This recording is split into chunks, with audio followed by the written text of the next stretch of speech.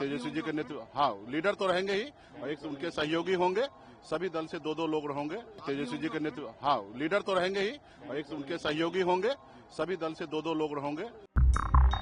बिहार की राजनीति में एक बार फिर से हलचल मची है। 2025 के विधानसभा चुनावों की तैयारियों पर जोर है और महागठबंधन की पहली बैठक में तेजस्वी यादव की भूमिका को लेकर चर्चा और तेज हो गई। तेजस्वी यादव जो 2020 में महागठबंधन के मुख्यमंत्री पद के उम्मीदवार थे, एक बार फिर से इस भूमिका के लिए सामने आ रहे हैं। हालांकि इस बार महागठबंधन में सभी दलों के बीच पूर्ण सहमति नहीं बन पाई है। बैठक में कांग्रेस और अन्य सहयोगी दलों के नेताओं ने तेजस्वी यादव के नेतृत्व पर सवाल उठाए। कांग्रेस का कहना है कि मुख्यमंत्री पद के उम्मीदवार का फैसला चुनाव के बाद किया जाना चाहिए। महागठबंधन की बैठक में तेजस्वी यादव को समन्वय समिति की कमान सौंपी गई है, लेकिन मुख्यमंत्री पद के उम्मीदवार के रूप में उनकी घोषणा नहीं की गई है।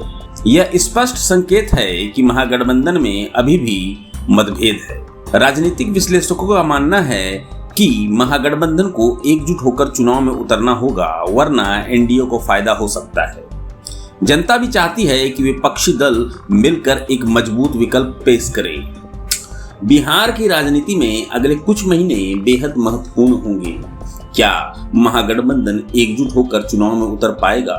क्या तेजस्वी यादव फिर से मुख्यमंत्री पद के उम्मीदवार बनेंगे? इन सवालों के जवाब समय के साथ सामने आएंगे।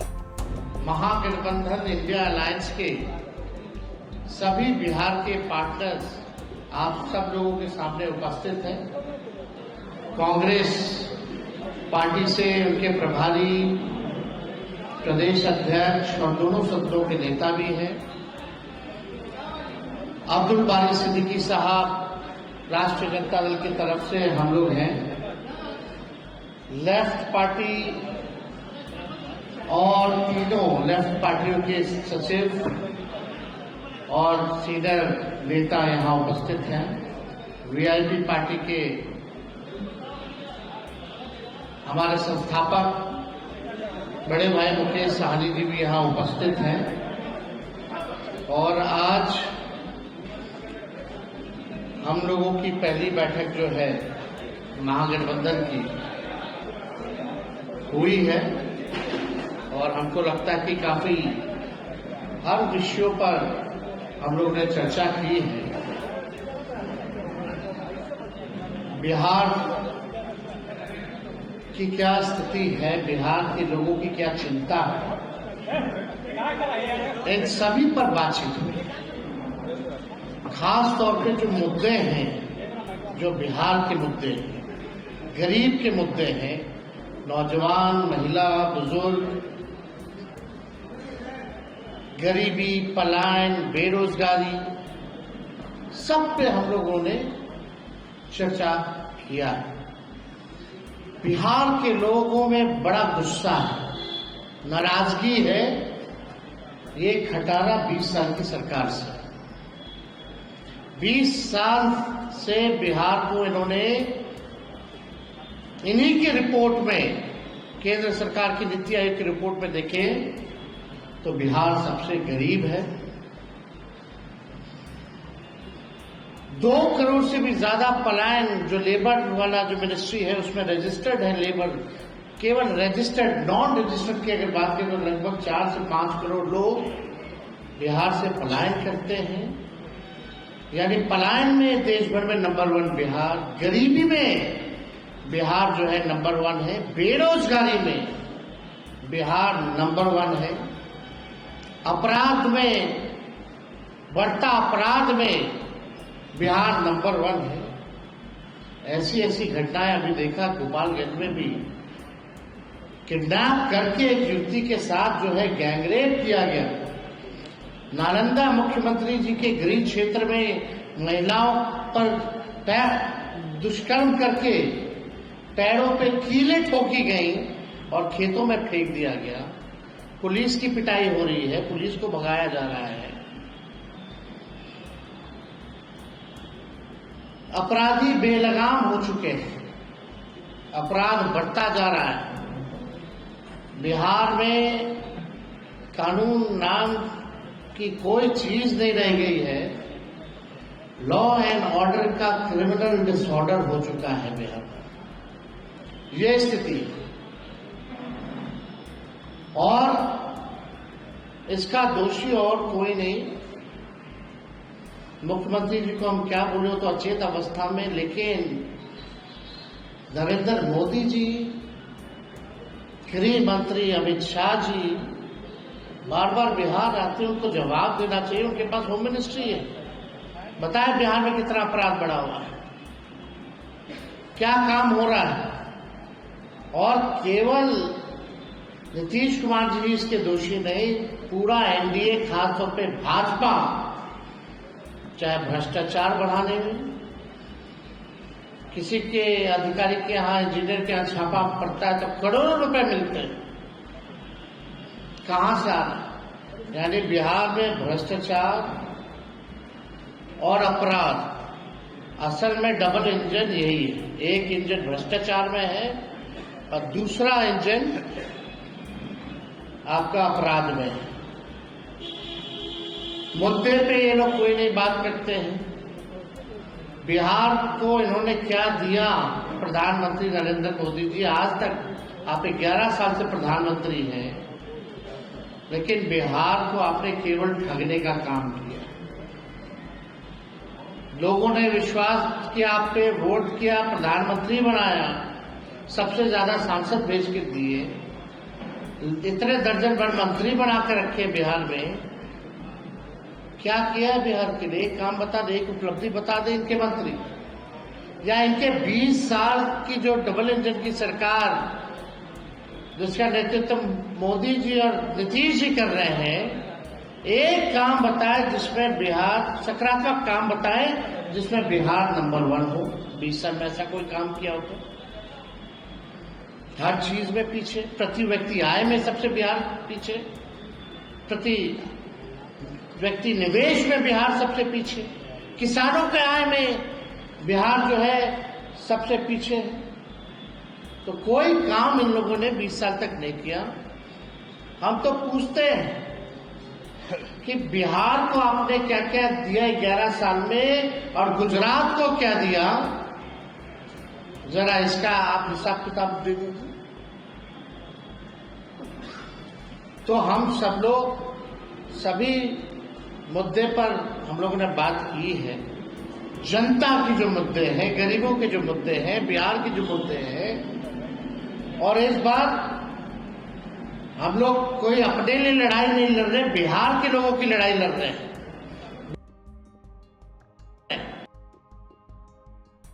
की जनता में 20 साल बिहार को कोई, आप देखेंगे हाल फिलहाल दिन में 12 के बाद से बिहार में लगभग 12 सालों में, 13 सालों में स्थिर सरकार बिहार को नहीं मिला है। जनादेश का अपमान बार बार किया गया है।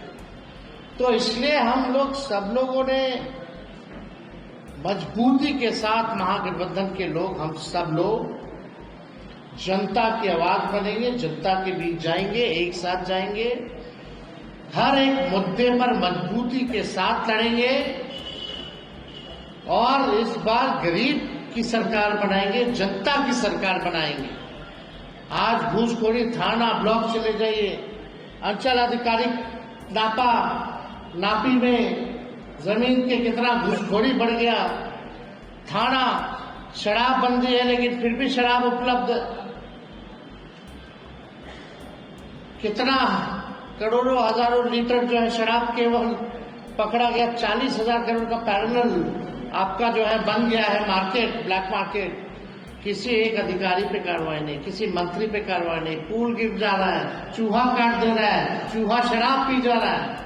ये हालत बिहार के हो गए। तो आज हम सब लोग महागठबंधन के लोग बैठे हैं और हमने तो अपनी बात को रखा है। अब हम चाहेंगे कि कांग्रेस के जो प्रभारी हैं वो भी जो है अपनी बात को जो है आप लोगों के समक्ष जो है रखें। कृष्णा जी, इंडिया गठबंधन के सारे पार्टी के नेतागण, प्रेस के साथी, आज जो बैठक हुई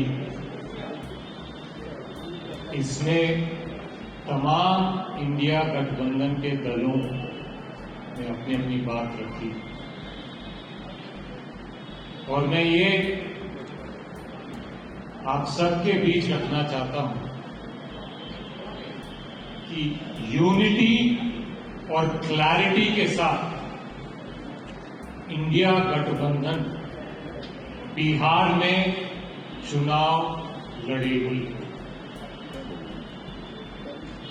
मुद्दों की क्लैरिटी है, जनता के मुद्दों के इर्द गिर्द इंडिया गठबंधन जनता की आवाज बनकर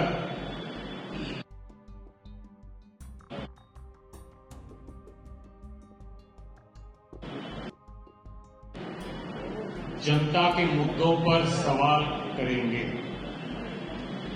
मुद्दों से इधर उधर न मोदी जी को भटकने देंगे, न अमित शाह जी को भटकने देंगे और न कुछ आपके मीडिया के साथी जो एजेंडा पे नहीं बात करते हैं न उनको भटकने देंगे। कैंपेन की क्या रणनीति होगी, क्या रूपरेखा रहेगा, मुद्दों पे कॉमन मिनिमम प्रोग्राम क्या बनेगा, कैसे बनेगा, घोषणा पत्र कंबाइंड तरीके से कैसे बनेगा, अलग अलग पार्टी के संगठन में प्रदेश स्तर पर, जिला स्तर पर, प्रखंड स्तर पर कोऑर्डिनेशन कैसे बिठाई जाएगी। आपको तो सभी रख ही दिए हैं।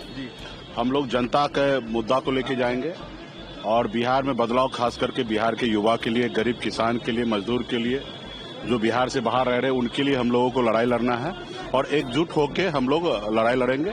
और तेजस्वी जी के नेतृत्व में तो डे वन से हम लोग कह ही रहे हैं कि उनके नेतृत्व में हमें काम करना है। और अभी तो देखिए सब चीज का अभी सब चीज का ग्रैंड ओपनिंग होना चाहिए ना भाई, ऐसे कैसे बोल देना है। सब चीज का एक समय देखिए, उसके बाद उस पर निर्णय, उसमें कहीं कोई संशय नहीं है, उसमें कहीं पर भी 1% का भी कोई संशय नहीं है। उन्हीं के नेतृत्व में हम लोग चुनाव कैसे लड़ेंगे वो सब सारा क्लियर हो गया। रहा कि कुछ चीज जो आप सोच रहे हैं तो उसको हम लोग अपने हिसाब से कैसे डील करना है वो होगा समय आने पर, और इसका भव्य तैयारी होगा। आप लोग भी रहिएगा। भव्य जो होता है ना, कोई भी पिक्चर का जब जैसे लॉन्चिंग होता है तो किस तरीके से होता है, तो उसी तरीके से इसका भी होगा और भव्य होगा, पूरा अच्छे लेवल होगा।